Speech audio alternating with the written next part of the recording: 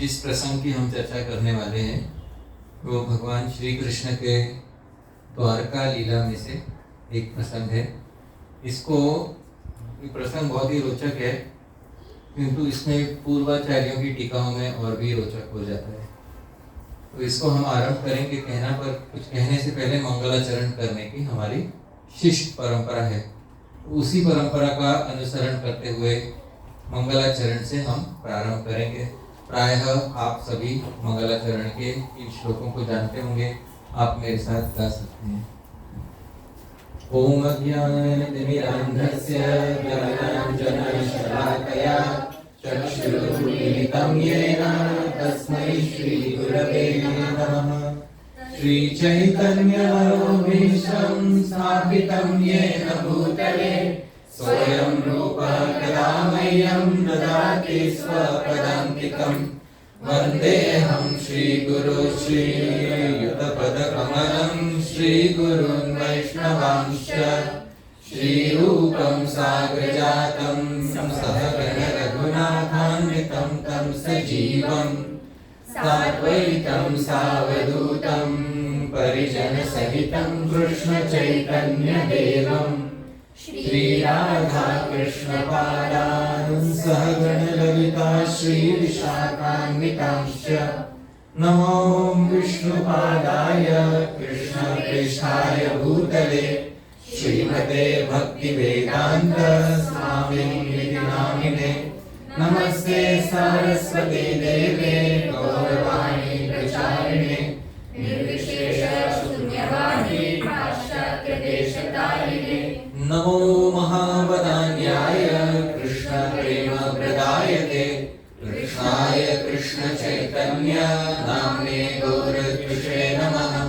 हे कृष्ण करुणा सिंधो दीनबंधो जगत्पते गोपेश गोपिका कांत राधा कांत नमोस्तुते।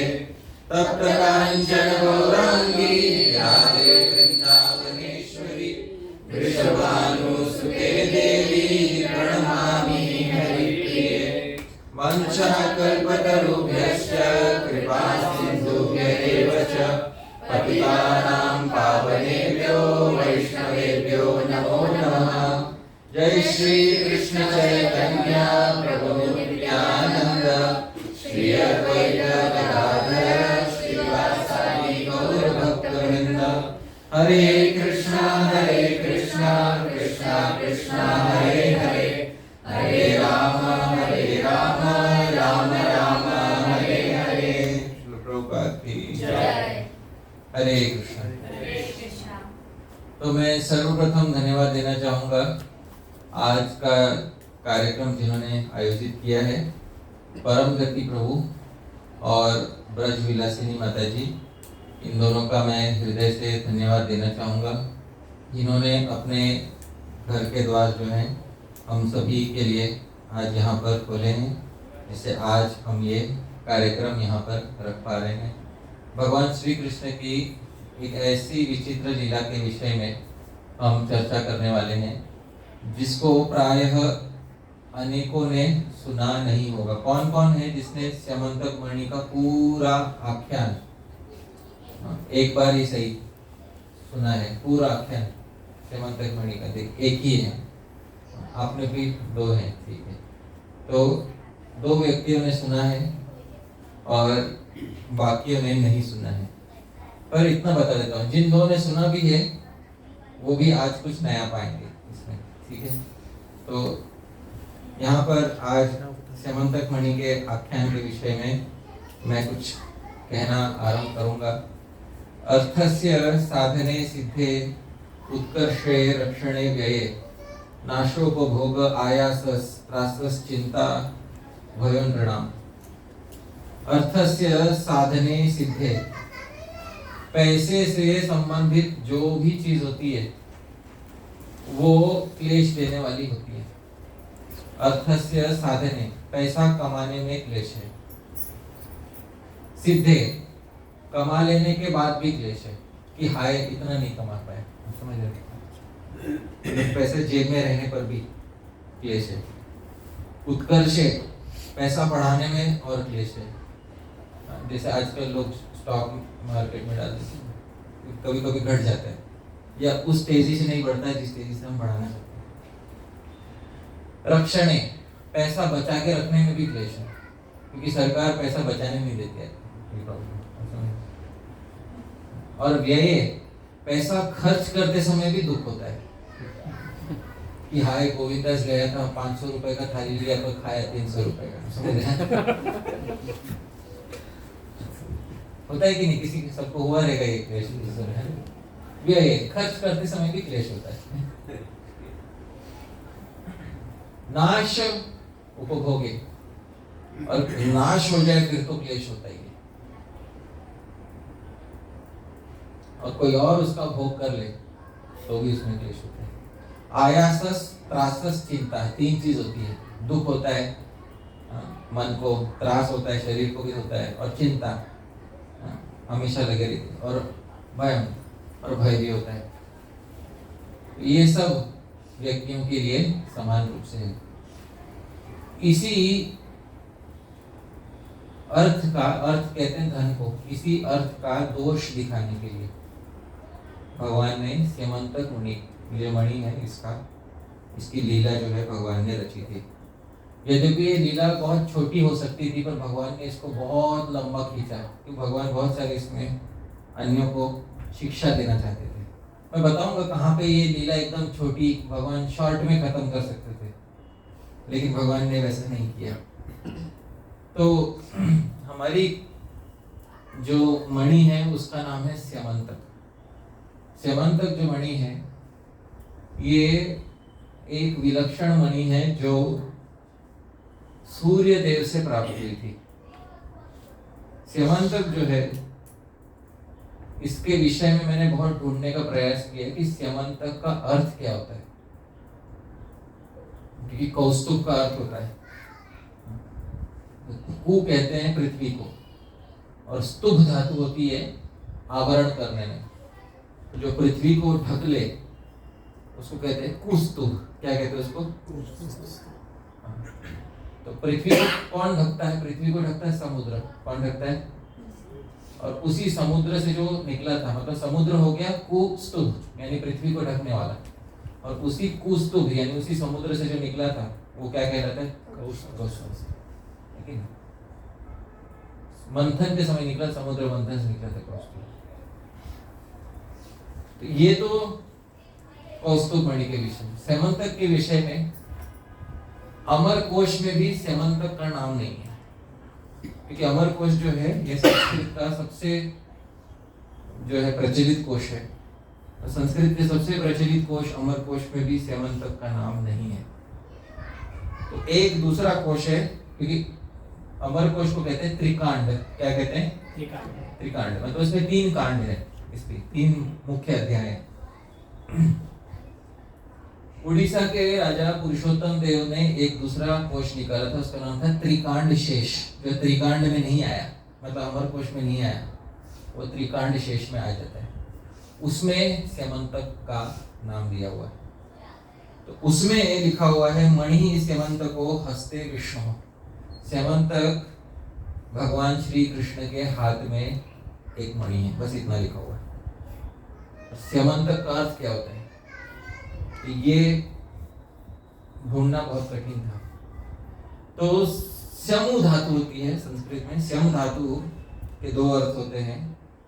एक अर्थ होता है ध्वनने, ध्वनने मतलब ध्वनि करने में, और दूसरा अर्थ होता है वितर्के, वितर्के मतलब सोच विचार करने में। तो ये दोनों अर्थ में मणि का नाम जो है थोड़ा संगत बैठता नहीं है, क्योंकि ना तो ये मणि ध्वनि करती थी, पर ऐसा कह सकते हो कि ये मणि का खुद का कुछ विचार शक्ति थी, क्योंकि ये रोज सोना देती थी मणि, स्यमंतक मणि। हम देखेंगे कितना सोना देती थी ये मणि, हम आज पूरा आख्यान देखेंगे।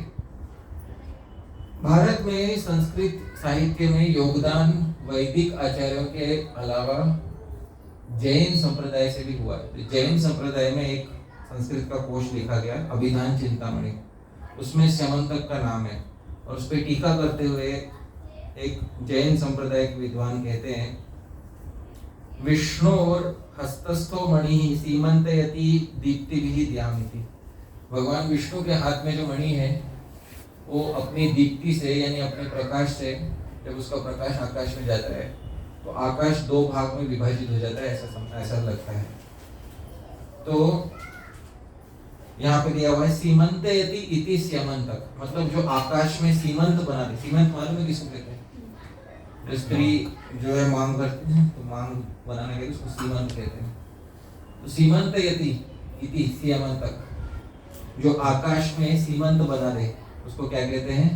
स्यमंतक। इस प्रकार का एक बहुत दुर्लभ अर्थ स्यमंतक का यहाँ पर जैन संप्रदाय से ये अर्थ आया है।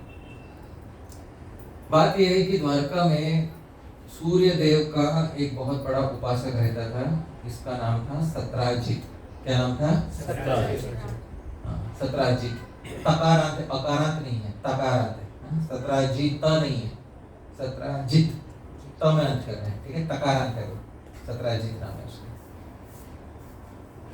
कुछ लोग सत्राजित पूरा भी बोलते हैं, लेकिन उसका मुख्य नाम है सत्राजित। सत्राजित नाम, सत्राजित का क्या मतलब होता है कि सत्रेण मतलब उसने अपनी सूर्य की उपासना से जीत, उसने मणि जो है सूर्य देव से जीत ली थी, इसलिए उसका नाम क्या हो गया? सत्राजित। तो इस प्रकार उसके नाम की व्याख्या करते हैं। तो सत्राजित जो है सूर्य का बहुत बड़ा उपासक था। भारत में बहुत सारे उपासना हो, उसमें पंच उपासना, 5 प्रकार की उपासना मुख्य है। कोई जानता है कौन सी 5 प्रकार की उपासना मुख्य है? गणेश, ठीक है, शक्ति, फिर सूर्य, शिव और विष्णु। इसको कहते हैं पंच उपासना। क्या कहते हैं इसको? पंच उपासना। पंच उपासना प्रचलित है भारतवर्ष में, क्योंकि भारतवर्ष में अद्वैतवाद जो है प्रचलित रहा है। तो वो लोग ये कहते हैं, अद्वैतवादी कहते हैं, इस 5 में से किसी की भी पूजा कर लो, अंत में ब्रह्म में लीन होना है। समझ रहे इसे? जबकि वैष्णव लोग ऐसा नहीं मानते हैं। तो ये जो सत्राजित था ये सूर्य का उपासक था, बहुत बड़ा उपासक था। इतना भारी उपासना किया इसने कि एक दिन सूर्य स्वयं इसके सामने प्रकट हो गए। श्री कृष्ण भी थे और सूर्य उसकी उपासना से प्रसन्न होकर इसके सामने प्रकट हो गए। ये द्वारका का एक निवासी था और ये उसी यदुवंश का जो है एक सदस्य था। और जब सूर्यदेव प्रकट हुए तो जीव गोस्वामी जी टीका में कहते हैं कि जब सूर्यदेव उसके कमरे में आए उस समय उसको सूर्यदेव दिखाई नहीं दिए, मतलब उसकी इतनी उनकी जो उनके तेजस के कारण दिखाई नहीं दिए। तब सत्राजित ने सूर्यदेव से कहा, भगवान मैं आपका मित्र हूँ, मैं मित्र का मित्र हूँ। मित्र सूर्य का एक नाम होता है। मैं मित्र का भी क्या हूँ? मित्र हूँ। और यदि मैं मित्र का मित्र हूँ तो मित्र ने मुझसे मित्रता पूर्वक व्यवहार करना चाहिए। तो आप मेरे मित्र बन के आइए, क्योंकि ये जो मैं आपको देख रहा हूँ तो सब लोग आकाश में देखते हैं। तो विलक्षण क्या हुआ? आपकी मैत्री का विलक्षण कुछ अलग विशेष परिणाम होना चाहिए ना। तो सूर्य ने बोला ठीक है। तो सूर्यदेव थोड़ा साइड में हो गए, उन्होंने अपने गले से एक मणि उतार दिया और फिर सूर्यदेव दिखाई देने लगे। ये मणि कौन सी मणि थी? स्यमंतक। तो जीव गोस्वामी जी समझाते हैं, जब सूर्यदेव ने अपने गले से मणि उतार दिया उस समय सूर्यदेव दिखाई देने लगे, नहीं तो सूर्यदेव दिखाई नहीं दे रहे थे। तो जब इसने देखा, अरे वाह मणि, तो सूर्यदेव से उसने एक प्रहर बात किया, एक मुहूर्त बात किया। एक मुहूर्त मतलब 48 मिनट, लगभग 1 घंटा भर उसने बात किया। और फिर जीव गोस्वामी जी समझाते हैं कि सूर्य में और इसमें एकदम मैत्री संबंध है। यद्यपि सूर्य को ये स्वामी मानता था, पर कभी कभी स्वामी के साथ आपके मैत्रीपूर्ण संबंध हो जाते हैं। तो इसके मैत्रीपूर्ण संबंध जैसे हो गए थे सूर्य के साथ। तो इसने सूर्यदेव को जाते जाते बोल दिया, आपसे एक बात पूछूं? सूर्य को बोलो, आपके गले में जो मणि है वो मुझे मिल जाती तो बहुत अच्छा।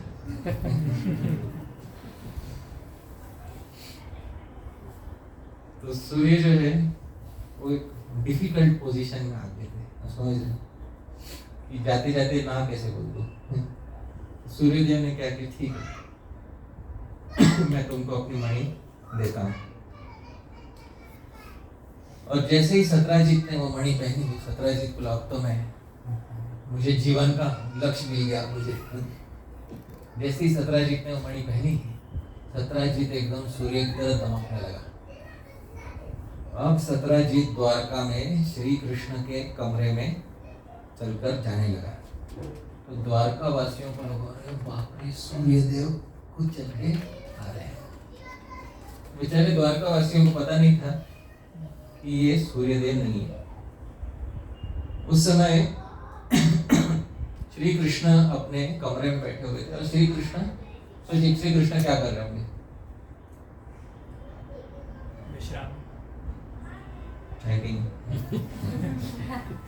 श्री कृष्ण क्या कर रहे थे, बोलिए?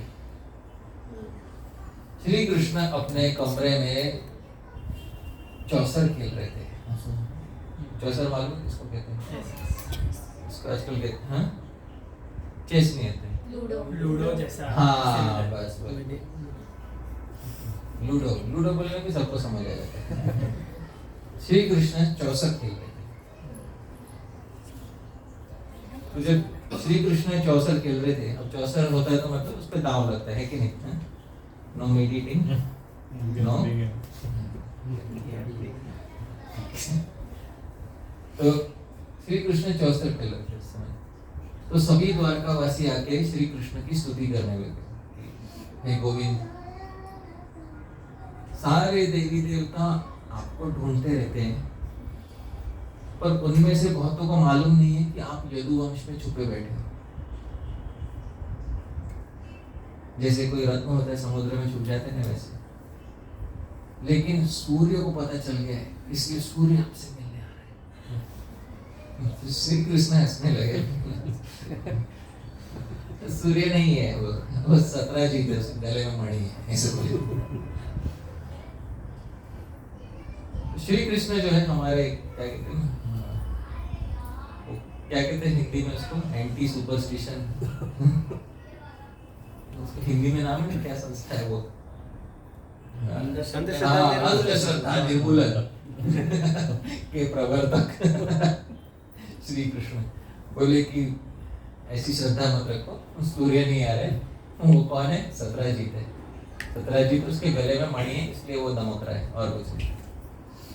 तो सत्राजीत जब आया तब श्री जीव गोस्वामी बोलते हैं कि सत्राजीत के गले में मणि चमक रही थी, तो श्री कृष्ण के गले में भी तो मणि है। कौन सी मणि है? कस्तूरी। तो श्री जीव गोस्वामी यहाँ बताते हैं कि कौस्तुभ का प्रकाश जो है, श्री कृष्ण अपने इच्छा से उसको कम ज्यादा करते हैं। तो श्री कृष्ण ने अपनी इच्छा से कौस्तुभ के प्रकाश को उतना कर लिया कि स्यमंतक का प्रकाश उससे ज्यादा दिखने लगे, क्योंकि आज सत्राजीत का दिन था। आज उसको सूर्य देव की शुद्ध भक्ति प्राप्त हो गई।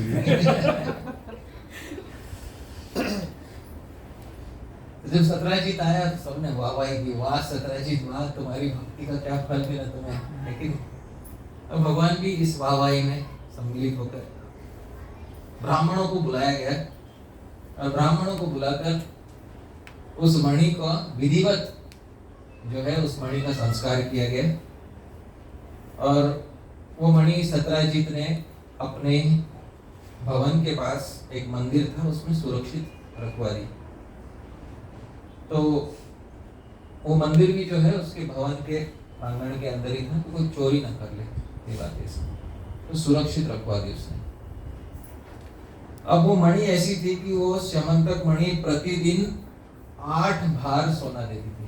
कितना सोना देती थी? 8 भार। भार कितना होता है? अब ये पुराने कैलकुलेशन होते हैं। तो भार अमर कोश में कहते हैं भार होता है 20 तोला। कितना होता है? 20 तोला। तो भारः स्यात् 30 तोला। भार होता है 20 तोला। तो एक भार है 20 तोला, तो 8 भार कितना हो गया? 160 तोला रोज सोना। तो उसको किलो में करेंगे ना तो लगभग 2 किलो सोना रोज देते थे सेना, लेकिन तो वहां पर ये भी श्री सुखदेव गोस्वामी कहते हैं कि जिस देश में स्यामंतक मणि की अच्छे से पूजा की जाए, विधिवत पूजा की जाए, वहां पे कभी भी कोई अकाल नहीं पड़ेगा, कोई महामारी नहीं होगी, या कोई ग्रहों की पीड़ा नहीं होगी, या और कुछ अशुभ नहीं होगा। जीव गोस्वामी यहाँ कहते हैं जहाँ अच्छे से पूजा की जाए।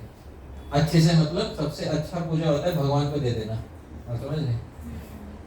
अब वो अगर वो नहीं किया जाएगा तो वही मणि उत्पात मचा सकती है, जैसे भविष्य में होने वाला है। तो ये जीव गोस्वामी यहाँ पे संकेत करते हैं कि किसी भी वस्तु को अच्छे से पूजा करना मतलब उसको किसको अर्पण कर देना? भगवान को। तो श्री कृष्ण जो है वो चाहते थे कि ये मणि जो है इसमें से जो सोना निकल रहा है, इसका उपयोग जो है वो राष्ट्र कल्याण के लिए, क्योंकि द्वारका उस समय उनका राष्ट्र था, तो द्वारका के कल्याण के लिए किया जाए। उन्होंने एक दिन सत्राजीत को बुलाया और बोला, देखो सत्राजीत, आपके पुण्य से हमें स्यामंतक मणि प्राप्त हुआ है और हम सबको आप पे बहुत गर्व है, और स्यामंतक मणि जो है प्रतिदिन कुछ सोना देता है, क्यों ना ये मणि जो है हम महाराज उग्रसेन के रखवाली में रख दें। आपकी कीर्ति तो रहेगी कि आपने ये मणि लाई थी, पर इससे जो सोना निकलता है ये देश के हित के लिए उपयोग कर सकते हैं। और सत्राजीत एक नंबर का लोभी आदमी था, ये आचार्य बोलते हैं, एक नंबर का लोभी था। और वो श्री कृष्ण को क्या बोल देता था? हाँ जरूर विचार करूंगा इस पे, समझ रहे हैं? जैसे भारत में बहुत बार बोला, हाँ डेफिनेटली प्रभु देखेंगे 100%, और वो काम करता नहीं था। श्री कृष्ण 3-4 बार बुलाया श्री कृष्ण ने उसको, श्री कृष्ण ने ये समझाया, देखो सत्राजीत, द्वारका के राष्ट्र के लिए बहुत अच्छा रहेगा। तो हाँ बिल्कुल बिल्कुल। तो बात ये ना, द्वारका में ही ये कुछ लोग ऐसे थे जो श्री कृष्ण के कोई विशेष भक्त नहीं थे, उसमें से सत्राजीत एक था। यहाँ पर श्री विश्वनाथ चक्रवर्ती ठाकुर कहते हैं कि इस संसार में कोई भी वस्तु हो, भगवान के बिना मांगे पहले उसको अर्पण कर देना चाहिए, है कि नहीं? फिर उस वस्तु का क्या कहना जिसको भगवान मांग रहे हो, और उस वस्तु का क्या कहना जिसको भगवान बार बार मांग रहे हो, है कि नहीं? और उस वस्तु को भगवान को न देना, इसका मतलब अपने मौत का वारंट साइन करना है। तो यहाँ सत्राजीत ने अपने दुर्भाग्य के वारंट पर साइन कर दिया, क्योंकि जिस मणि की अच्छे से पूजा नहीं होती वही मणि जो है कल्याण की जगह उत्पात मचा सकती है। श्री जीव गोस्वामी विष्णु पुराण में से उद्धृत करते कुछ श्लोकों को और बताते हैं, श्री कृष्ण के 2-3 बार बोलने पे ना सत्राजीत के मन में शंका बैठ गई कि श्री कृष्ण ने लोभी है मणि के लिए।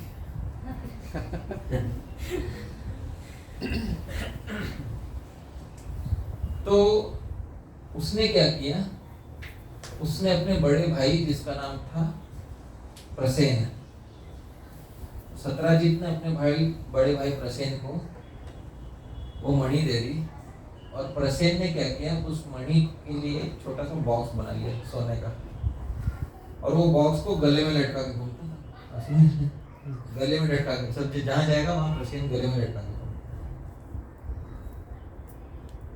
उनके मन में अभी ये शंका बैठ गई थी, कहीं कृष्ण अभी सीधे से तो हम दे नहीं रहे, कहीं कृष्ण हाँ चोरी न करवा ले।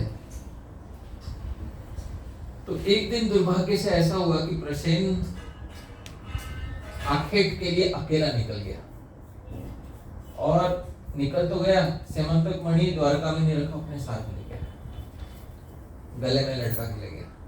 आखेट मालूम है ना किसको कहते हैं? शिकार करने के लिए जंगल में। तो जब वो गया शिकार करने घोड़े पर बैठ के, उस समय बेचारे प्रसेन को मालूम नहीं था कि वो दिन उसके जीवन का अंतिम दिन होने वाला है। तो गया तो था वहां पे आखेट करने के लिए, अचानक से दूसरी दिशा से जब उसको दिखाई नहीं दिया, ऐसी दिशा से उस पर सिंह ने, जिसको हम इंग्लिश में लायन कहते हैं, उसने आघात कर दिया और एक झपटा मारते ही प्रसेन के प्राण पखेरु उड़ गए। सिंह ने दूसरा झपटा मारा उसके घोड़े पर, वो घोड़ा भी वहीं मर गया। अब उसके गले में वो छोटा सा लॉकेट था। अब शेर ने उसको, जब उसको देखा, इसको तो खाना है मेरे को इस आदमी को, तो जब शेर ने उसके ऊपर पंजा मारा तो वो खुल गया लॉकेट, उसके अंदर से मणि निकला। तो शेर मणि देख के, वो सॉरी सिंह जो है मणि देख के चकाचौंध हो गया, वो ये क्या है, ये खाना पीना छोड़ो, ये क्या चीज है। तो दमक रही थी वो मणि उस समय। तो सिंह ने क्या किया, उस मणि को लेकर पास की एक गुफा में जाने लगा। अब वो बेचारे सिंह का भी दुर्भाग्य था, उसका भी आज अंतिम थे, क्योंकि वो बहुत ही गहरी गुफा थी और उस गुफा में रहते थे ऋक्षराज जाम्बवंत। जब उस गुफा में घुसा वो, तब जाम्बवंत को पता चला, क्योंकि त्रेता युग से जिसने भगवान के लिए बड़े बड़े ब्रिज बनाए, बड़े बड़े पत्थर जिसने समुद्र में फेंके, उसके सामने ये छोटा सा सिंह क्या होगा। जाम्बवंत ने एक हाथ मारा और सिंह जो है इस दुनिया को टाटा कर दिया। फिर जाम्बवंत ने देखा उसके हाथ में मणि है, तो जाम्बवंत को लगा वाह अच्छा तो दमक रहेगा, हमारे गुफा में अच्छी रोशनी करेगा। तो जाम्बवंत का पुत्र जो है उसके हाथ में दे दिया, ले बेटा खेलना, तुझे मजा आएगा खेलने में, खेलना। श्रीधर स्वामी जाम्बवंत के पुत्र का नाम बताते हैं, उसका नाम था सुकुमार। क्या नाम था उसका? सुकुमार। तो जाम्बवंत ने सुकुमार के हाथ में दे दिया और सुकुमार उससे खेलने लगा। अभी द्वारका में किसी के मन में बहुत भारी चिंता हो गई। किसके मन में हो गई? मेरा भाई तो गया, साथ में क्या निकलेगा, मणि ले गया। तो सत्रजीत परेशान हो गया, उसको समझ में नहीं आ रहा है कहाँ है मेरा भाई। तो सत्रजीत को लगा पक्का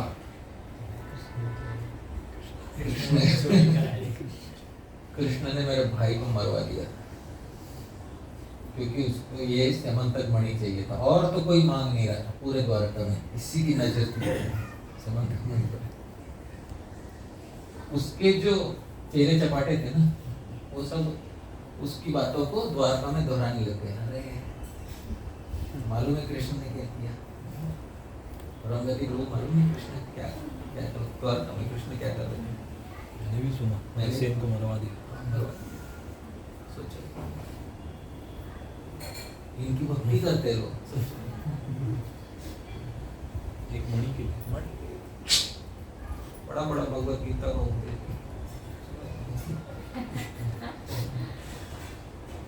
तो इस प्रकार से झूठा कलंक भगवान पर लगने लगा। तो जब भगवान पर झूठा कलंक लगने लगा तो भगवान को समझ में आ गया। तो भगवान के मन में यही आया कि भाई मुझे किसी तरह से अपने ऊपर लगा हुआ कलंक मिटाना चाहिए। तो भगवान ने क्या किया, भगवान ने निश्चय किया कि वो अपने साथ कुछ श्रेष्ठ द्वारका वासियों को, जिन पे सबका विश्वास है, सबको लेकर वन में ढूंढने के लिए जाएंगे। तो सभा बुलाई गई। भगवान ने बोला कि प्रसेन जो है कई दिनों से आया नहीं है, हम लोग जाएंगे वन में, जाकर हम लोग देखेंगे। तो आप सब मेरे साथ चलिए। तो सब लोग गए, छोटा सा जिसको हम इंग्लिश में कहते हैं सर्च पार्टी गए। वहां वन में जाने के लिए कुछ समय ढूंढने के बाद वहां पे प्रसेन का मृतदेह मिला, और वहां पे उसी के बाजू में घोड़ा था मरा हुआ, और दोनों के अंग पे निशान थे। किसके निशान थे? सिंह। वहीं पर भगवान के ऊपर लगाया हुआ कलंक धुल गया। तो सब लोग बोले, अरे इसको तो शेर ने मारा है, इसको सिंह ने मारा है, तो सिंह का मारा हुआ है, बेकार में श्री कृष्ण के ऊपर आरोप लगा रखे हैं। तो श्री कृष्ण यहाँ पर देखा, मेरे खिलाफ लगाए हुए सारे आरोप झूठे और बेबुनियाद है। लेकिन श्री कृष्ण ने वहां पर भी वापस आना उचित नहीं समझा। श्री कृष्ण सत्यजीत को बराबर सबक सिखाना चाहते थे।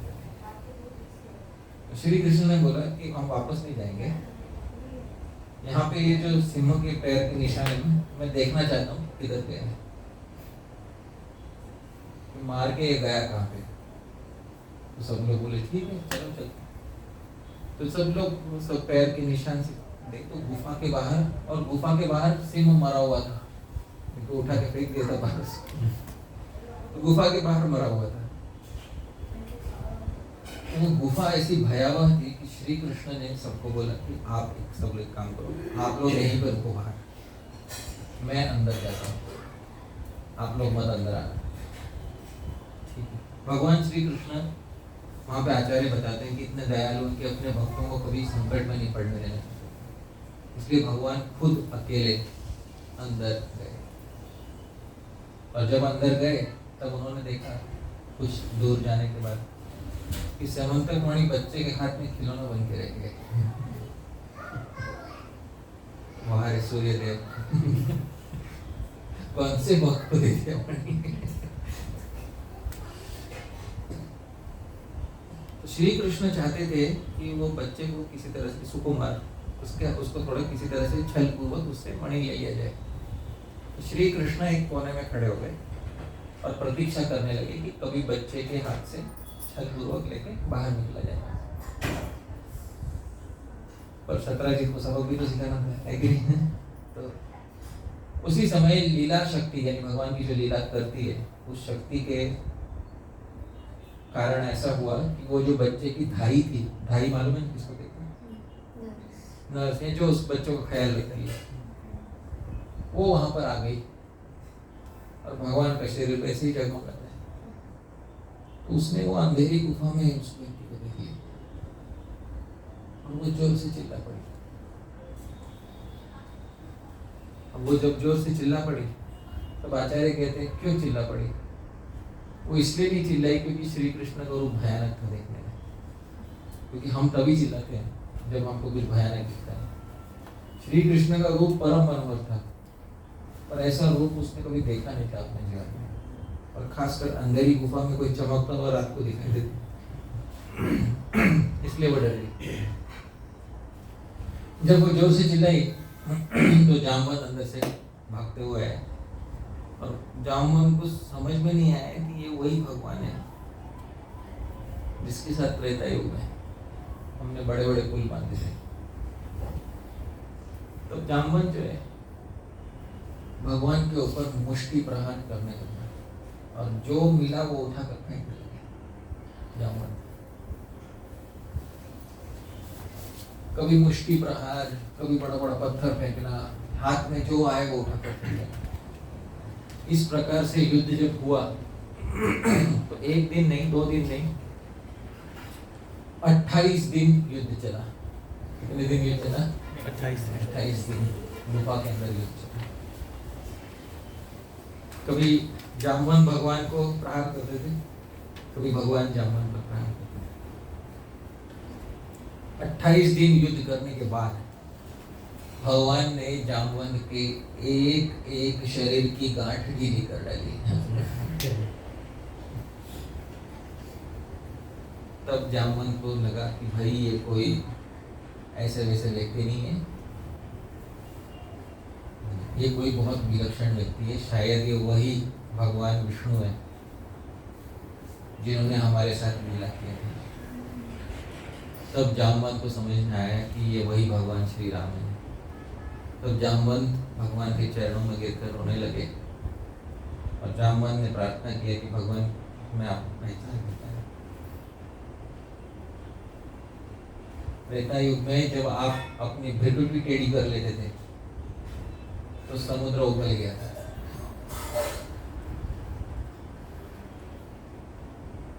तो द्वापर युग में मैं कैसे अपेक्षा कर लूं कि मैं आपसे जीत जाऊंगा?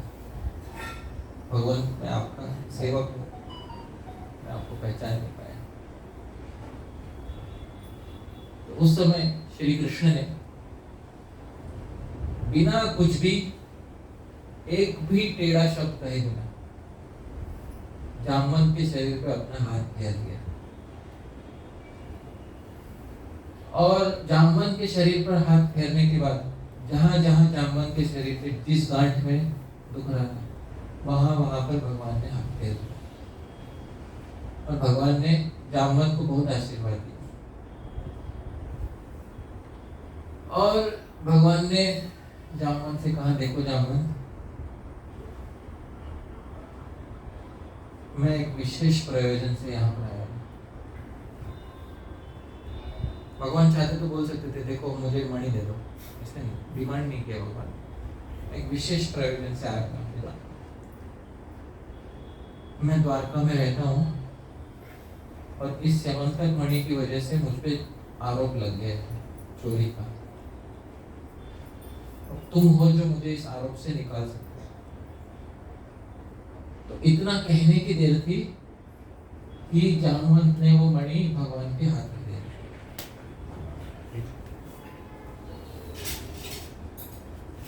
दी। और जब जामवंत ने मणि हाथ में दिया तो मणि के साथ साथ जामवंत ने कहा कि मैं एक और रत्न जो है आपको देना चाहता हूँ और ये है कन्या रत्न, मतलब मेरी पुत्री है जाम्बवती। जीव गोस्वामी जी टीका में समझाते हैं कि जाम्बवती ये गंधर्व पुत्री थी। जाम्बवंत वास्तव में ब्रह्मा जी के पुत्र हैं। किसके पुत्र हैं? ब्रह्मा जी के। ये अपनी इच्छा से शरीर धारण कर सकते हैं।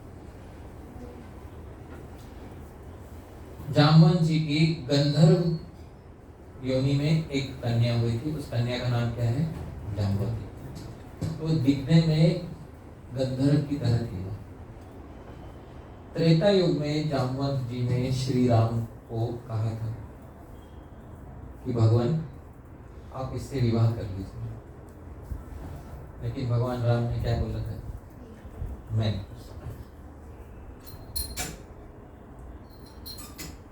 लेकिन उन्होंने जाम्बवंत से कहा था एक तुम इसका विवाह यदि कराना चाहते हो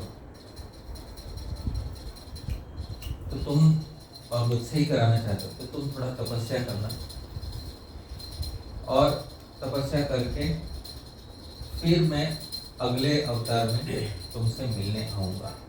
तो जाम्बवंत को इस बात की लालसा लगी कि भगवान अगले अवतार में मिलने आएंगे और मेरी पुत्री का हाथ स्वीकार करेंगे। इसलिए जाम्बवंत ने गोवर्धन पर्वत में तपस्या की। ये जीव गोस्वामी वहां लिखते हैं। गोवर्धन पर्वत में तपस्या के फल स्वरूप उनको भगवान श्री कृष्ण के दर्शन द्वापर युग में हुए थे और भगवान श्री कृष्ण ने बोला मैं आपकी पुत्री दोनों रत्न लूंगा, स्यमंतक भी लूंगा और कन्या रत्न भी मैं स्वीकार करता हूँ। तो जाम्बवती का विवाह जो है श्री कृष्ण के साथ वहां पर हुआ। बहुत बेसिक विवाह रहता है, ऐसा नहीं कि हॉल बुक किया गया, ऐसा विवाह नहीं था। व्याकरण के आचार्य हैं, उनका नाम पाणिनि। पाणिनि मुनि ने 4000 सूत्र लिखे जिसको कहते हैं अष्टाध्यायी। इसके अलावा कहा जाता है पाणिनि ने एक काव्य भी लिखा था। वो काव्य आजकल मिलता नहीं है। उस काव्य का नाम था जाम्बवती जय। तो ये पाणिनि मुनि का काव्य ऐसा बोलते हैं, जाम्बवती जय, जाम्बवती की विजय जो किया था भगवान ने, उसके ऊपर एक पूरा काव्य लिखा है। तो इसी उपाख्यान से के संबंध में लिखा है। तो जब ये 28 दिन हुआ, द्वारकावासी बाहर कितने दिन रुकते हैं? तो द्वारकावासी 1 दिन रुके, 2 दिन रुके, कुल 12 दिन रुके। उसके बाद द्वारकावासी वापस लौट गए थे।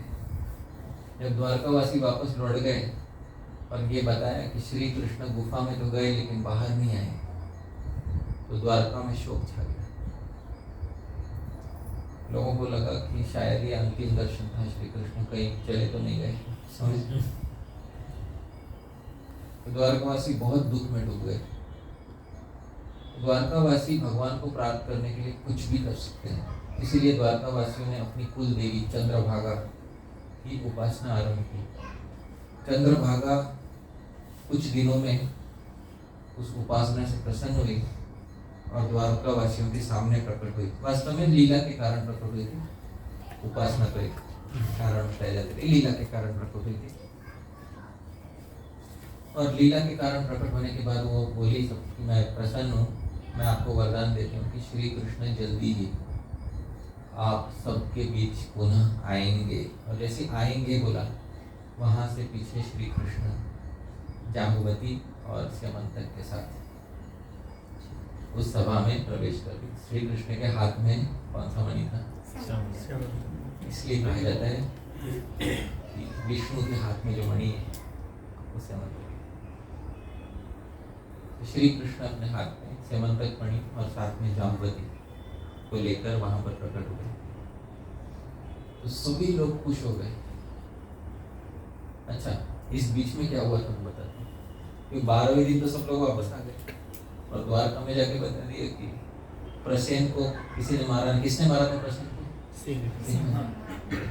तो कृष्ण के ऊपर का दाग तो धुल गया, पर श्री कृष्ण किसकी वजह से उसको ढूंढने गए थे?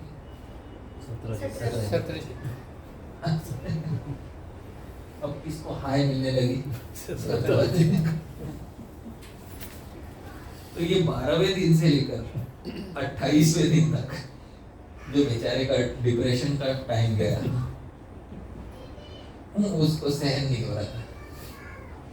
क्योंकि एक तो भाई मर गया, ऊपर से मणि भी नहीं, मणि का भी पता नहीं, ऊपर से श्री कृष्ण के गायब होने का जो कलंक है वो इसके सर पे आ गया। 3 चीजें इसके साथ हो गई। अब श्री कृष्ण मणि लेकर आए तो ये अब सोच रहा था कि श्री कृष्ण मणि अपने पास रख लेंगे, है कि नहीं? तो फिर मैं भी भूल जाऊंगा कि देखो मैंने तो भाई भी खो दिया, अब मणि श्री कृष्ण को मिल गया, अब all is well that ends well, है कि नहीं? तो श्री कृष्ण ने अगले ही दिन यादवों की सभा बुलाई। उसमें महाराज उग्रसेन के हाथ में स्यमंतक लिया। बोला, महाराज जी ये 17 जी को दे दीजिए। अब सोचिए, पूरी सभा में, यादवों की सभा में, और सब द्वारकावासी भी जो मुख्य है ना वो सब थे। तो बाहर जाके बोले थे सब लोग, क्योंकि न्यूज फैलने को टाइम मिले, सब रिपोर्टर लोग भी इधर है, बाहर जाके बोले थे 17 जीत को वापस। और इतना नहीं बोलेंगे उसमें, जैसे न्यूज में जैसे मिर्च मसाला, इतने समय से भगवान मांगते थे तो ये मूर्ख देता नहीं था, अब भगवान की इच्छा नहीं रही उसको वापस। आप समझ रहे इस तरह से 17 जीत के हाथ में भगवान ने डायरेक्टली नहीं, महाराज उग्र मतलब ऑफिशियली उसके हाथ में स्यमंतक दिलवा दिया। वो बहुत परेशान हो गया उस दिन से, उसके रात की नींद उड़ गई उसने। सोचा अब मैं क्या करूं, हाय कितना मूर्ख आदमी था, मुझे लोभ खा गया मेरा, कुछ तो मैं कर सकता हूँ जिससे कि मैं। और दूसरी बात ये है, उसको अपनी जान का डर भी था, क्योंकि द्वारका में कुछ लोग अभी इसके खिलाफ हो गए थे। कौन कौन लोग खिलाफ हो गए थे आचार्य बताएंगे। कुछ लोग इस पर घात लगा कर बैठते थे, एक मौका मिला तो इसका टाटा बाय बाय कर देंगे, मतलब इसको जान से मार लेंगे। अब आप सोचो ऐसी परिस्थिति में कोई घर पे कैसे रहेगा, समझ रहे हैं? कि रात को सोऊं तो मालूम नहीं सुबह उठूंगा या नहीं। आप सोच सकते एक एक दिन उसने कैसे बिताया होगा। तो उसके मन में एक मास्टर प्लान आया। उसने सोचा कि श्री कृष्ण को ये कैसे मणि मिला। जामवान ने दिया और मणि के साथ जामवान ने क्या दे दी? कन्या। मैं भी ऐसा करता हूँ, ये मणि भी दे देता हूँ। नहीं, मणि दूंगा तो कृष्ण लेंगे ही नहीं। एक काम करता हूँ, पहले कन्या दे देता हूँ, समझ रहे हो? श्री कृष्ण हाँ बोल देंगे तो दहेज में कन्या के साथ क्या दे दूंगा? हाँ। अब दूल्हे राजा दहेज को मना तो नहीं करेगा।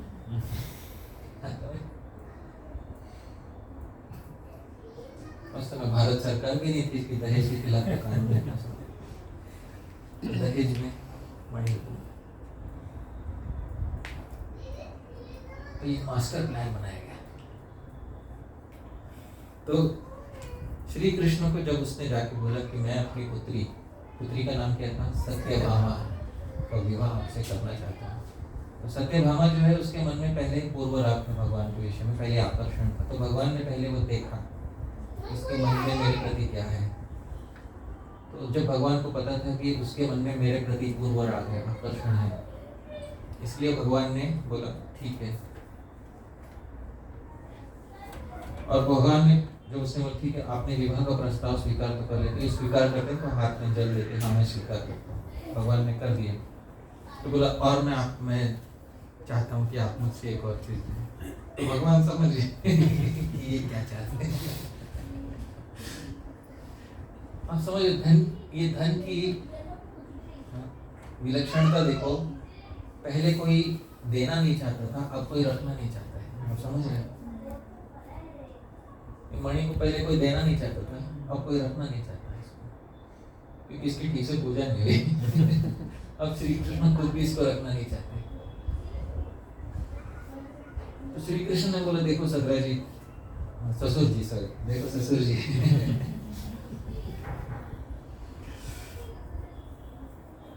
कन्या रत्न तो हम स्वीकार कर लेंगे, मणि आपके पास रखिएगा, पर मणि में से जो सोना आता है ना उसको द्वारका के लिए हम स्वीकार कर लेंगे। हम समझ रहे? यानी सारा अमंगल तुम्हारे पास रहेगा और उसमें से जो एक चीज अच्छी आती थी वो आप रख लेंगे। आचार्य यहाँ पे बताते हैं कि भगवान के मन में विचार ये था, तू तो वैसे भी तेरा पुत्र है नहीं, क्योंकि उसको कोई पुत्र नहीं था, सिर्फ उसकी कन्या थी, तो वैसे भी तेरा कोई पुत्र है नहीं। तू ये अमंगल रख अपने पास, सोना रख के तो क्या करेगा? कोई पुत्र है नहीं तेरा विभाजन करने के लिए, तो ये सोना द्वारका के लिए दे दो और मणि तुम्हारे पास। पर भगवान ने इस भाषा में नहीं बोला। भगवान ने जिस भाषा में बोला मैंने आपको बताया, ठीक है? भगवान के मन का विचार क्या था वो भी मैंने आपको बताया। तो इस प्रकार से विवाह हुआ सत्यभामा का और श्री कृष्ण का। एंड इट क्या कहते हैं, they all lived happily ever after, or not? कुछ दिन तक तो ऐसे चलता रहा। कुछ दिन के बाद खबर आई और एक खबर बहुत ही हृदय को आघात पहुंचाने वाली थी कि पांडव लाक्षागृह में मारे गए।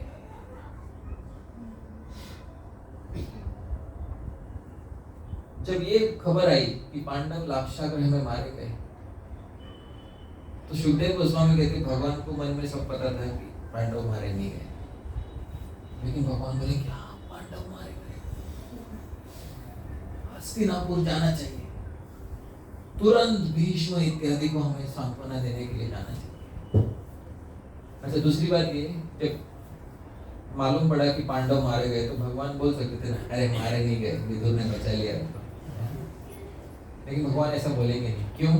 क्योंकि अगर भगवान ने ये रहस्य खोल दिया तो आगे अर्जुन का विवाह द्रौपदी से नहीं हो पाएगा। वो पूरा रहस्य बचा के रखना है भगवान को। इसलिए भगवान उस समय सुखदेव गोस्वामी कहते हैं हाय हाय करने लगे, हाय पांडव मारे गए। और बलराम के साथ वे चले गए, कहाँ पे चले गए? अब द्वारका में ना श्री कृष्ण रहे और ना बलराम रहे, और वहाँ हस्तिनापुर जाके दोनों रोने लगे भीष्म के सामने, क्या हो गया? श्री कृष्ण को मालूम है कुछ नहीं हुआ, फिर भी रोने लगे भीष्म के सामने। अच्छा, यहाँ पर श्री कृष्ण और बलराम जाते पीछे द्वारका में राजनीति गर्म होने लगी थी फिर से। अब समझ लो, जब आप द्वारका एक बहुत बड़ी संस्था है, क्या है द्वारका? बहुत बड़ी संस्था है, एक राजनीतिक पॉलिटिकल इंस्टीट्यूशन है द्वारका। वो वृंदावन की तरह छोटा गांव नहीं है, आप समझ रहे?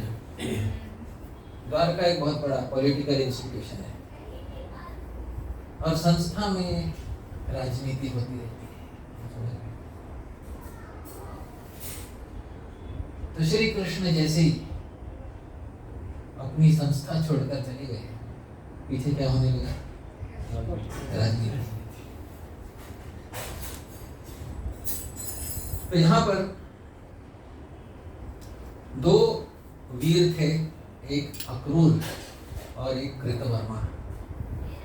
ये दोनों यदुवंशी वीर थे। अक्रूर तो हम जानते ही हैं, जिनको ब्रजवासियों की हाय लगी हुई थी, लेकिन और दूसरे कृतवर्मा, ये कंस के वंश का था, भोजवंशी था ये, तो उसको उस तरह से हाय लगी हुई थी। तो जीव गोस्वामी कहते हैं अक्रूर को इस तरह से हाय लगी हुई थी, कृतवर्मा को उस तरह की हाय लगी हुई थी। दोनों की बुद्धि फिर गई इस समय।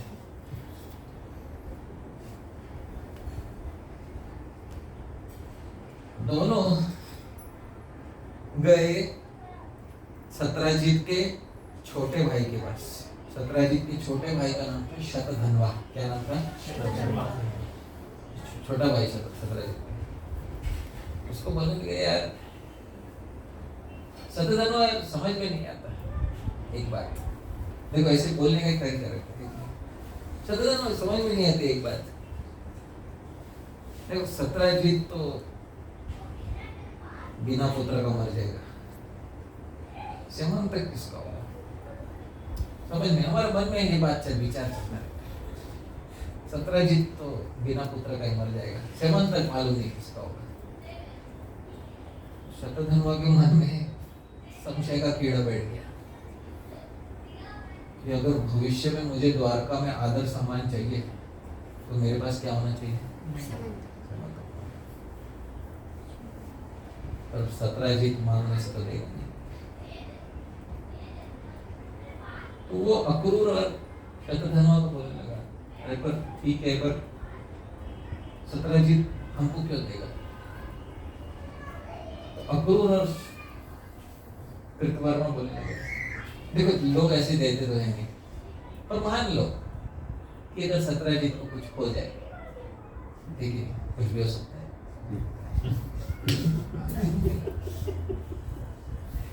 मान लो सत्राजीत को कुछ हो जाए तो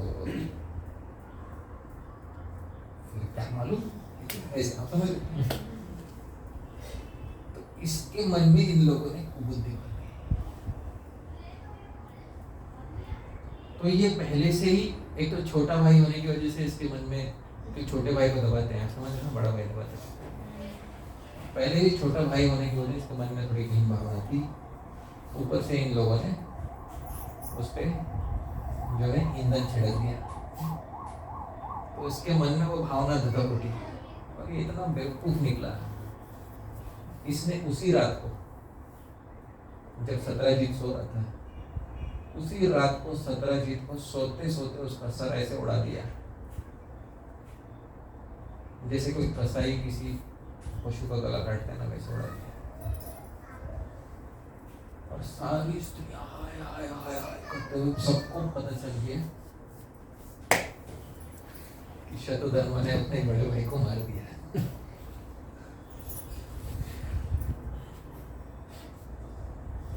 और वो मणि उसने अपने पास ले लिया और वहां से चंपत हो गया।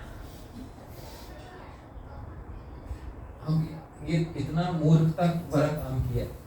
इसको लगा था अगर मारना भी था तो मारने का एक तरीका रहता है कि नहीं? थोड़ी घर में घुस के उसकी बुद्धि चली गई थी। उसने सोचा रात में कोई देखेगा नहीं, और रात में मारने गया तो रात में पकड़ा गया वो, लेकिन वो वहां से भाग गया मणि लेकर। अब जब वो मणि लेकर भागा तो उसके मन में डर बैठ गया। वहां से सत्यभामा आई, पीछे से तो देखा कि पिताजी को किसी ने गला उड़ा दिया। सत्यभामा बहुत जोर से रोने लगी और इतनी हाय मची वहां पे सभी औरतों के रोने की वजह से। और कृष्ण और बलराम भी नहीं है, आप समझ रहे? कहाँ पे गए हुए कृष्ण और बलराम? हस्तिनापुर गए। कृष्ण और बलराम हस्तिनापुर गए हुए हैं। तो सत्यभामा ने अपने पिता का जो शव है और जो सर है कटा हुआ, वो एक बड़ी नाव में तेल भरवा के उसमें रखवा दिया। आचार्य बोलते हैं इसके 3 कारण है। पहला कारण, अंतिम संस्कार, तो उसका पुत्र नहीं था तो अंतिम संस्कार हो नहीं सकता पुत्री के हाथ से। दूसरा कारण, वो श्री कृष्ण के आने की प्रतीक्षा कर रही थी। और तीसरा, वो चाहती थी कि श्री कृष्ण देखे, ताकि श्री कृष्ण भी उतने ही उद्विग्न हो जितनी मैं हुई हूँ। आपके ससुर जी को मार दिया, तो वो सत्राजीत के मरे हुए सर और धड़ को तेल भरी नाव में रखकर वो स्वयं किसी तरह बहुत मुश्किल से हस्तिनापुर खुद गई सत्यभामा, और रोते रोते श्री कृष्ण को बताया, पिताजी हमारे नहीं रहे। श्री कृष्ण को पहले ही मालूम था, और श्री कृष्ण ने पूरी लीला इसीलिए, नहीं तो गुफा में कभी जाते थे, समझ रहे? गुफा में गए इसलिए थे कि आज का दिन देखना पड़ेगा।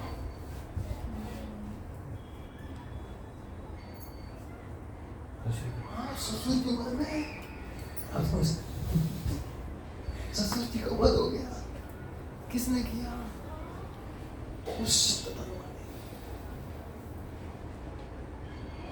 उसको जाके तुरंत उसका वध करना है। तो श्री कृष्ण बोले, हाँ। श्री कृष्ण और बलराम तुरंत जो है हस्तिनापुर से वापस लौट आए। तो जब तक श्री कृष्ण और बलराम वापस आ रहे थे, सत्यधर्मा को पता चल गया। वो रात को चुपके से गया मिलने को सबसे पहले कृतवर्मा से। मेरे भाई, तुम यादवों के सेनापति हो, तुम बचा लो मेरे। कृतवर्मा भाई को मेरे पास नहीं आना। इसको कहते हैं संस्था की राजनीति। आप समझ रहे हो? मेरे पास नहीं आना भाई। मैंने तुमको क्या बोला था कि उसका मणि ले लेना। मैंने ये थोड़ी बोला था कि श्री कृष्ण बलराम के साथ शत्रुता ले लेना। ऐसा उल्टा बात करनी है, आप समझ रहे? जब उकसाया था तो कैसे उकसाया था कि अगर सत्राजीत को कुछ हो जाए, समझ रहे? अभी बोलो नहीं ना, मैं कौन कृष्ण और बलराम से कौन दुश्मनी लेगा, मैं नहीं ले सकता भाई। हाथ खड़े हो, आप समझ? तो एक बात हमें सीखनी चाहिए कि बड़ी बड़ी जो राजनीतिक संस्था रहती है उसमें कोई बहुत साहसपूर्ण कार्य करने के लिए कोई उकसाए हमको, तो हमें ये देखना चाहिए कि उसका पीछे का मोटिवेशन क्या है। समझ रहे? क्योंकि बहुत बार लोग हमसे साहसपूर्ण कार्य करवा लेते हैं और फिर अपने हाथ खड़े कर लेते हैं।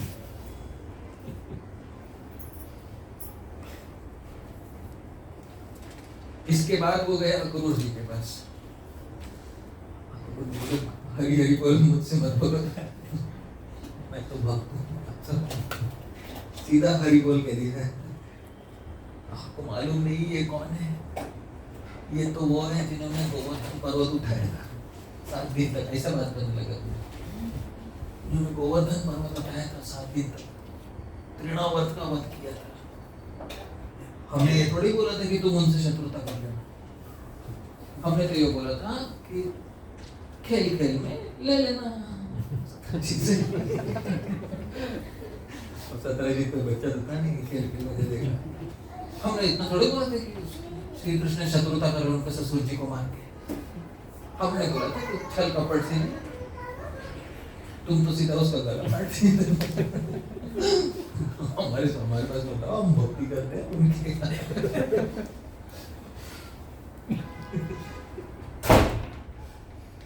इस समय अक्रूर और कृतवर्मा के मन में भी घुटे बैठ गया था कि अभी इन्वेस्टिगेशन होगा तो सारे धागे खुलेंगे।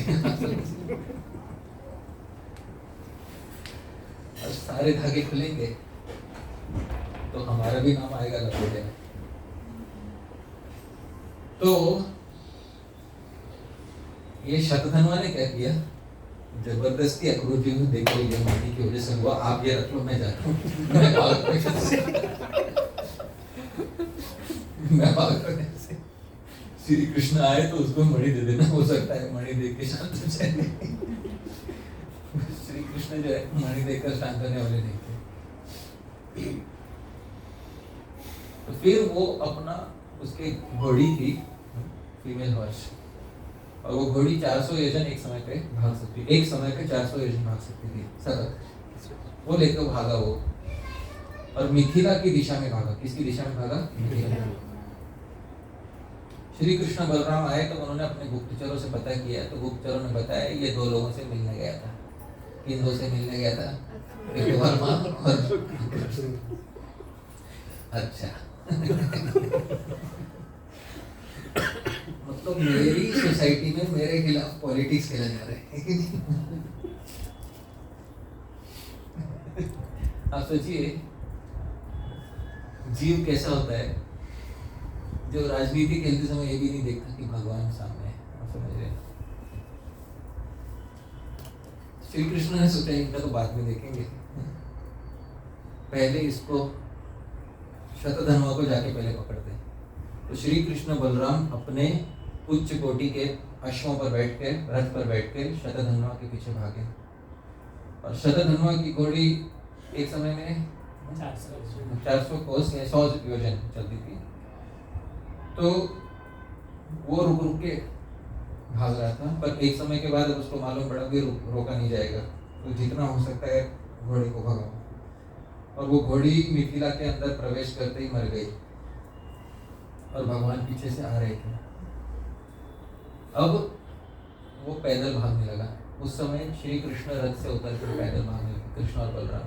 आचार्य यहाँ पे कहते हैं कि जो पैदल भाग रहा हो उसको पीछे रथ से या किसी यान से मारना उचित नहीं है, ये न्याय नहीं है। तो भगवान भी उसके पीछे पैर पे भागने लगे, कृष्ण और बलराम। इससे पहले कि बलराम कुछ पूछ पाते, कि बलराम के मन में था इसको पकड़ के पूछेंगे, इससे पहले कि बलराम कुछ पूछ पाते, श्री कृष्ण ने सुदर्शन चक्र से उसका गला उतार दिया। मैंने कुछ हिंदी में अनुवाद पढ़े तो वे वैष्णव लोगों की कला भी कैसे रहती है अनुवाद करने की। ये नहीं कि सुदर्शन से गला काट दिया, गला उतार दिया, हार उतार दिया पहले से। भगवान के कुछ कर्म ऐसे भी हो थोड़े विभत्स हो, लेकिन उसको भी किस तरह से प्रस्तुत करना उसकी कला। तो श्री कृष्ण ने उसका गला काटा नहीं, श्री कृष्ण क्या किया?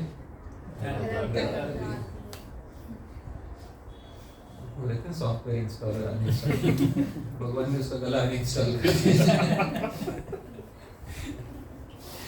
इतना सॉफ्टली बोला भगवान ने उसका गला उतार दिया।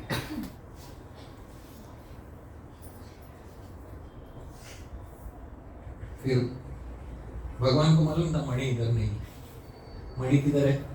अक्रूर के पास। भगवान बोले ढूंढो ढूंढो, बलराम जी ढूंढो किधर है, इसके पास ही होगा। तो बलराम जी ढूंढने लगे। अब उसको पूछ भी नहीं सकते कि मणि किधर है, क्यों? क्योंकि गला उतार गया। जानबूझ के किया,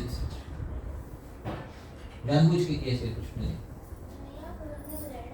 जो बलराम जी ने ढूंढा है ही मणि नहीं, तो बलराम जी को तब समझ में आया, अच्छा मतलब श्री कृष्ण ने ये मुझे अब तक नहीं बताया कि मणि किसके पास है? अक्रूर के पास। तो आचार्य कहते हैं बलराम जी ने तो थोड़ा प्रणय पूर्वक क्रोध है, मतलब थोड़ा गुस्सा है श्री कृष्ण। तो तो मिथिला में आ गए थे तो वहाँ के गुप्तचरों को पता चल गया था कि कृष्ण और बलराम है। और मिथिला का जो राजा था ना वो बलराम का बहुत बड़ा मतलब fan, big big admirer of Shri Balram. तो बलराम जी के फैन क्लब का लाइफ मेंबर था वो ऐसा। उसने वो चाहता था तो बलराम जी को बुलाना, लेकिन श्री कृष्ण और बलराम दोनों को उसने आमंत्रण भेजा।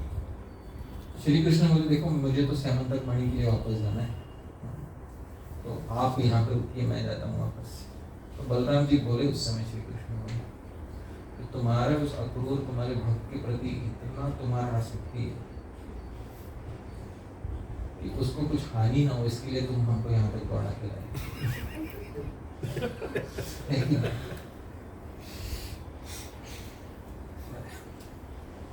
सीधा बोला बलराम जी, तुम्हारे भक्त के प्रति इतना आसक्ति है, वो गलत काम करके बैठा है,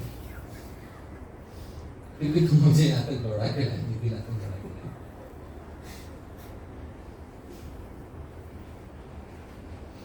वास्तव में भगवान अक्रूर जी के खिलाफ कुछ नहीं करना चाहते थे,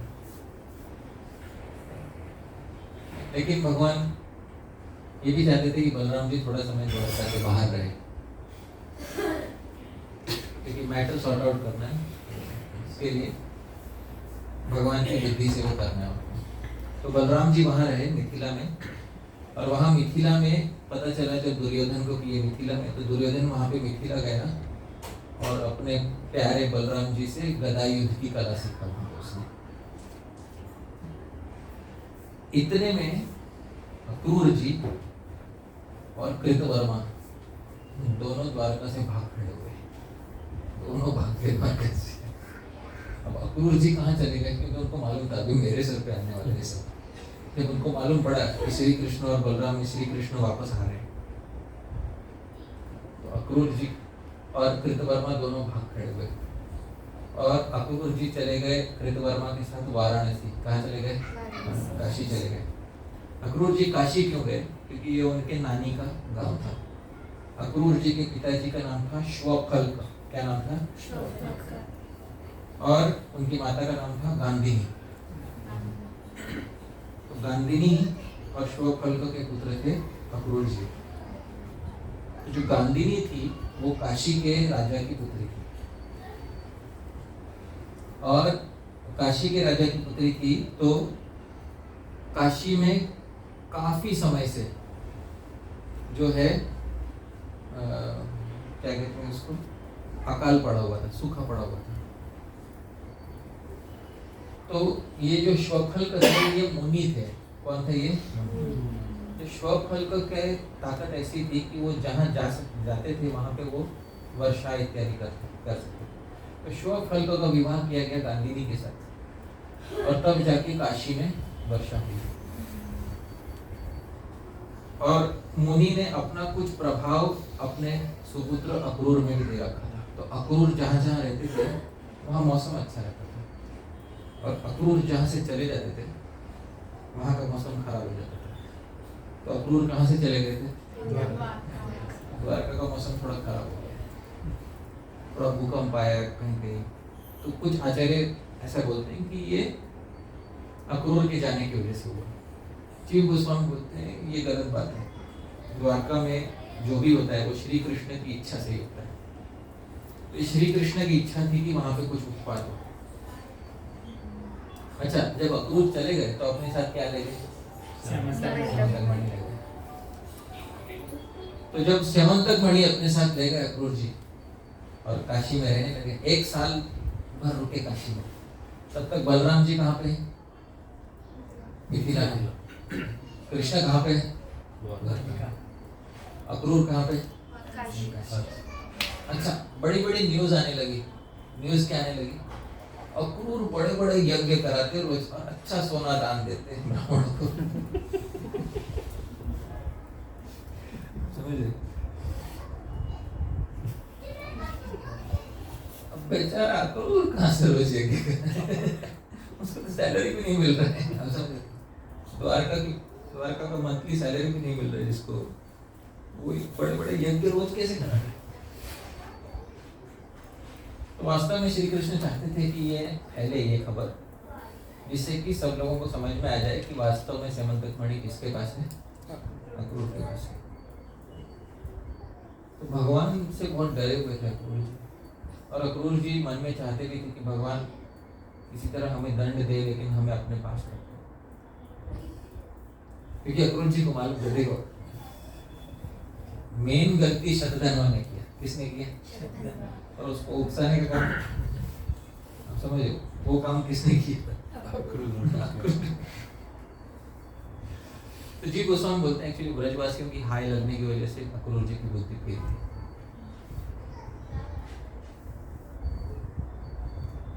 तो श्री कृष्ण ने क्या किया कि कुछ दूध भेजकर अक्रूर जी को अपने पास बुलवा लिया,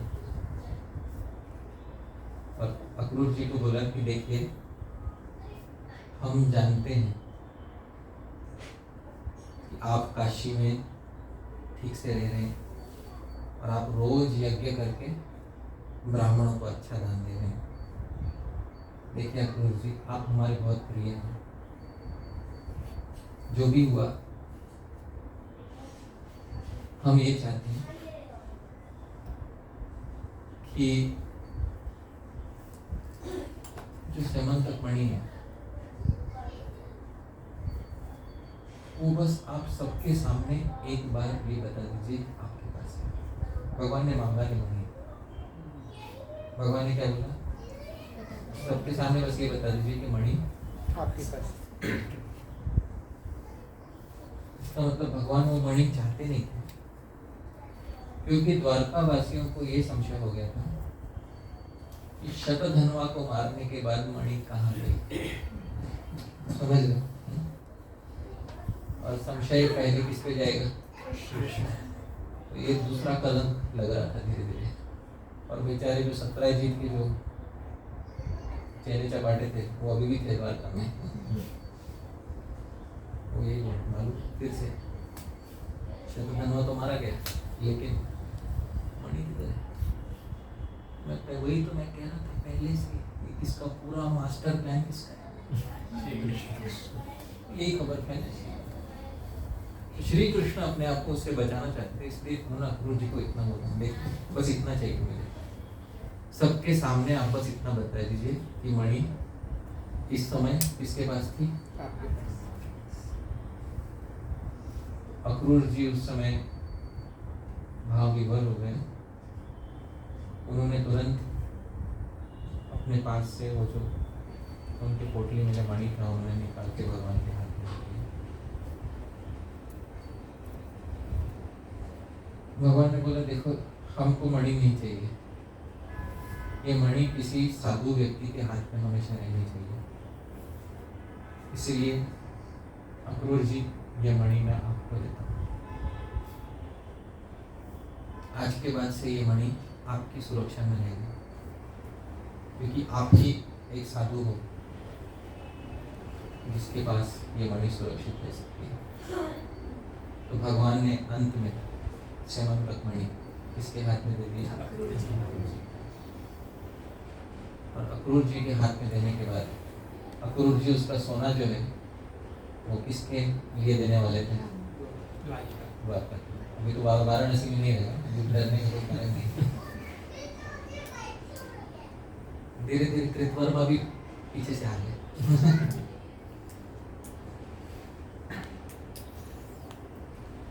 और इस प्रकार से भगवान ने स्यमंतक मणि के विषय में कोई भी लोभ नहीं दिखाया।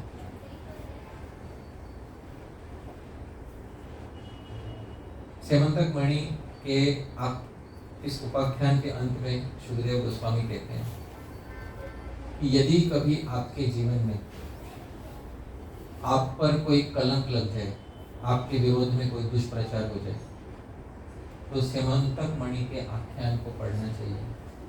इससे आपके चरित्र पे लगा हुआ दाग धुल जाएगा। ये स्यमंतक मणि के उपाख्यान को पढ़ने की फलश्रुति है।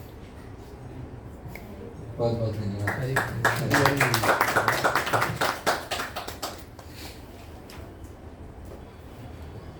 तो ये भाद्रपद मास में जो चतुर्थी आती है तो अभी चांद देखा तो ऐसा कहते कि गलत है।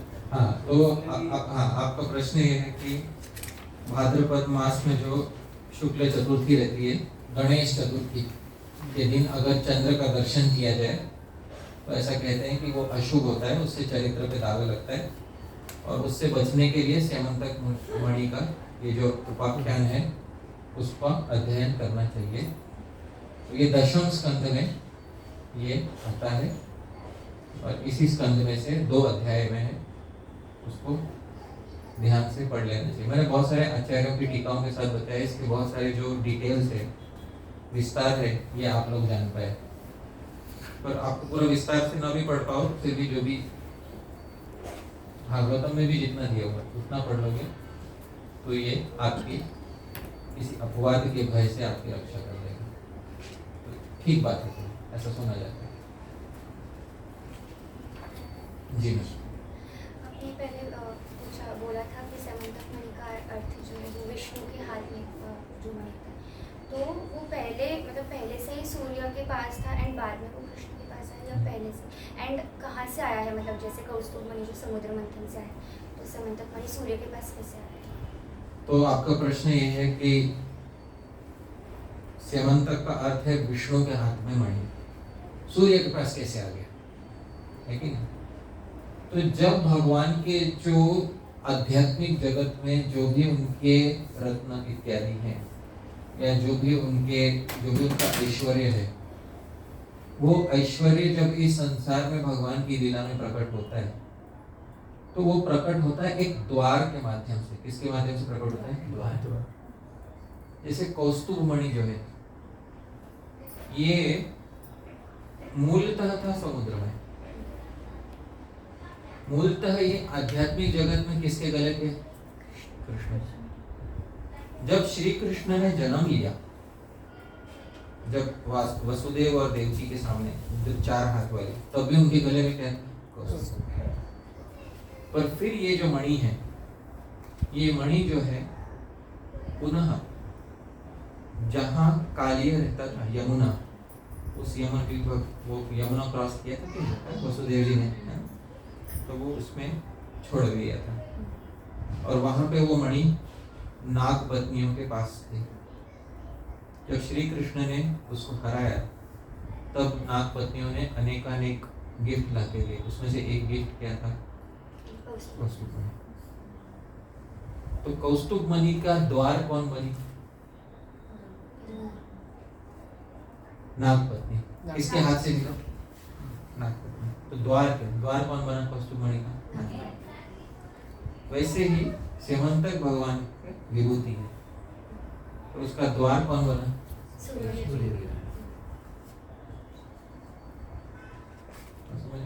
द्वार होता है किसी भगवान की कोई भी चक्र, शंख इत्यादि प्राप्त करने के लिए क्या होता है? कोई द्वार।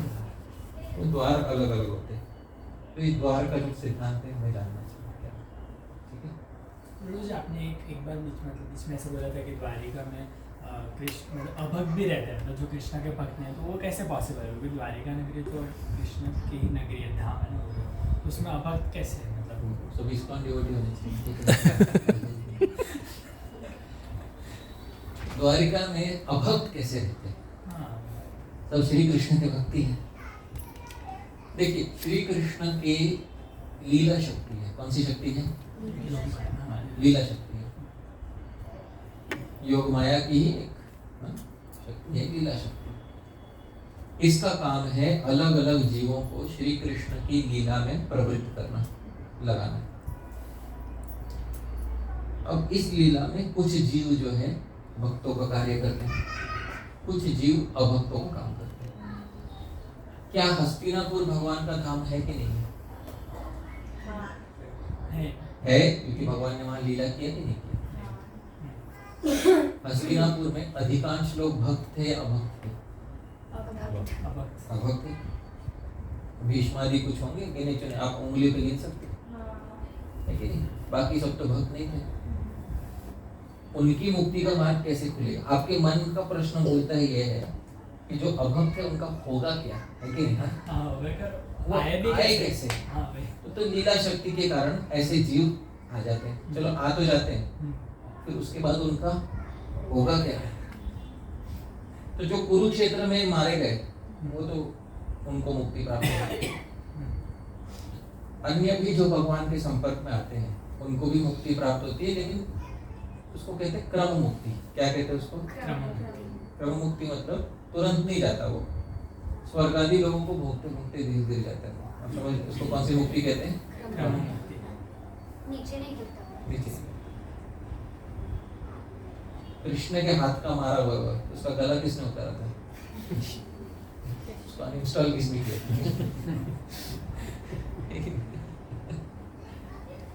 कृष्ण के हाथ का मारा हुआ वो कभी वापस आएगा संसार में? बोलो, नहीं आएगा। कुछ कुछ असुरों को तुरंत हो जाता है, कुछ कुछ को क्रम मुक्ति होती है। ये बात ठीक। अब आप उनका ले लीजिए, जैसे उसके जो चेहरे चपाटे थे वो भी द्वारका के निवासी, उनका क्या होगा? तो द्वारका में जो लोग शुद्ध श्री कृष्ण के भक्त हैं वो लोग कहाँ जाएंगे? डायरेक्ट वो लोग तो नहीं जाएंगे द्वारका। और जो लोग शुद्ध भक्त नहीं है वो लोग कहाँ जाएंगे? क्रम मुक्ति। मतलब कहाँ जाएंगे? पहले स्वर्ग फिर भोगेंगे। अब द्वारका हटा दो, इस्कॉन डाल दो। इस्कॉन में जो शुद्ध भक्त है वो लोग कहाँ जाएंगे? गोलोक। और जो शुद्ध नहीं है वो कहाँ जाएंगे? स्वर्ग क्रम मुक्ति। ठीक बोला? हरी बोल। ठीक है। प्रभु जी, हाँ, यदि किसी के जीवन में कलंक लगे तो उसे दूर करने का प्रयास करना चाहिए या छोड़ देना चाहिए? हाँ, यदि किसी के जीवन में कलंक लगे, कोई लगाएगा कोई लगाए, क्योंकि हाँ, जो उत्तम कोटि के लोग होते हैं उनको समाज में अपने चरित्र का विशेष उनको ध्यान रखना पड़ता है, और उनको यही उनको प्रिय रहता है कि समाज में जब मैं मरूं तो मेरी दुष्कीर्ति नहीं हो, अच्छी कीर्ति हो मेरी। सम्मान उनका धन होता है, ऊंचे लोगों का धन सम्मान होता है। तो अपयश वो कोई मरना नहीं चाहता। भगवत गीता में भी भगवान बोलते हैं मरणादतिरिच्यते, है कि नहीं? कि अर्जुन, मरने से ज्यादा बुरा क्या होगा? तेरी दुष्कीर्ति फैल जाना होगा कि तू युद्ध से भाग गया था, है ना? यही तो भगवान बोलते हैं अर्जुन को। जब कोई कलंक लगाता है, श्री कृष्ण पे भी जब लगा, श्री कृष्ण ने क्या किया? धोने का प्रयास किया। तो यदि संभव हो तो उसे धो देना चाहिए, पर यदि बहुत कठिन हो या बहुत उसमें श्रम लगने वाला हो तो अपना भजन बचा लेना चाहिए। अंत में क्या बचा लेना चाहिए? अपना भजन बचा लेना चाहिए। कुछ कुछ साधु ऐसे होते हैं जो जानबूझ के सर पे कलंक ले लेते हैं। तो भजन कर सकते। हाँ, एक बार वृंदावन में एक साधु थे, गौड़ीय वैष्णव संप्रदाय के थे, अच्छा भजन करते थे और श्रीमद् भागवतम पे कथा भी अच्छी करते थे। धीरे धीरे काफी लोग जुटने लगे, बहुत सारे लोग जुटने लगे। उनको लगा कि अब मैं व्यक्ति नहीं रह गया, अब मैं संस्था बन गया। आप समझ गए? व्यक्ति नहीं रहा, मैं क्या बन गया? मैं तो उन्होंने एक काम किया, जो पास के गांव में एक, जिसको हम कहते हैं ना, हाँ, वेश्या, उसको संदेश भिजवाया कि कल की कथा में आपको आमंत्रण मिलता हूँ, थोड़ा पैसा देके। पैसे के लिए आ गई। उन्होंने बोला लेकिन मेरे बाजू में बैठना होगा। आप समझ रहे? और वो कथा चल रही थी और कथा में बाजू में कौन बैठ गई? आप बैठोगे कथा में?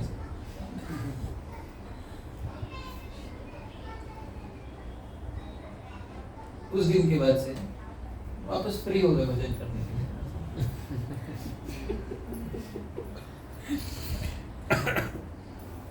ये बात समझनी चाहिए। श्रील भक्ति सिद्धांत सरस्वती ठाकुर ने उनके गुरु महाराज के बारे में, उनके गुरु महाराज कौन है? गौर किशोरदास गौर किशोरदास बाबा जी महाराज के बारे में एक बात बोली थी। गौर किशोरदास बाबा जी महाराज कहाँ भजन करते थे? नहीं, जंगल में नहीं करते थे, पब्लिक टॉयलेट में जाकर भजन जप करते थे। एक बार भक्ति सिद्धांत सरस्वती ठाकुर ने उनसे जाकर पूछा कि आप टॉयलेट में काहे को भजन करते हो? तो गौर किशोरदास बाबा जी महाराज ने बोला, यहाँ पर सामान्य लोगों की जो विष्ठा है, मल है, उससे संपर्क में आने का भय है यहाँ पर बाहर के संसार में प्रतिष्ठा के संपर्क में आने का भय है। और प्रतिष्ठा को शास्त्रों में शुकरी विष्ठा कहा गया है। शुकर किसको कहते मालूम? सुअर। तो प्रतिष्ठा को सुअर की विष्ठा कहते हैं। आप समझ रहे हैं? एक होती है आदमी का मल, आदमी जो मल कर देता है उसको खाके जो मल करता है, आदमी के मल को कौन खाता है? वो जो मल करता है उसको कहते हैं प्रतिष्ठा। तो यहाँ पे तो केवल आदमी का मल है, वहां बाहर तो सुअर का मल है। उन्होंने अपने शिष्य को उस दिन एक उपदेश दिया था कि यदि इस संसार में भजन करना है, एक बहुत महत्वपूर्ण बात सुनिए, यदि इस संसार में भजन करना है तो लोगों को धोखा देकर भजन करना होगा। आप समझ रहे?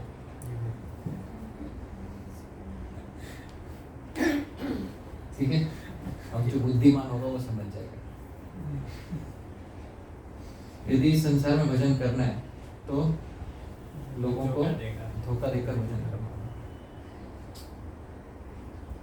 ये बुद्धिमान ही समझ सकते हैं। ठीक, आप तो समझ गए। और गवर्नमेंट से मैंने ये भी कहा था ना कि प्रतिष्ठा चांडाली है, एक प्रकार की चांडाली। प्रतिष्ठा चांडाली। प्रतिष्ठा दृष्टा शोपच रमणी, ये रघुनाथ दास गोस्वामी ने कहा है। शोपच रमणी चांडाल की पत्नी है,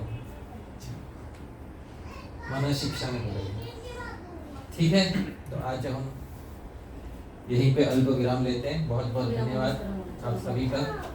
श्रील प्रभुपाद की जय। हरे कृष्ण।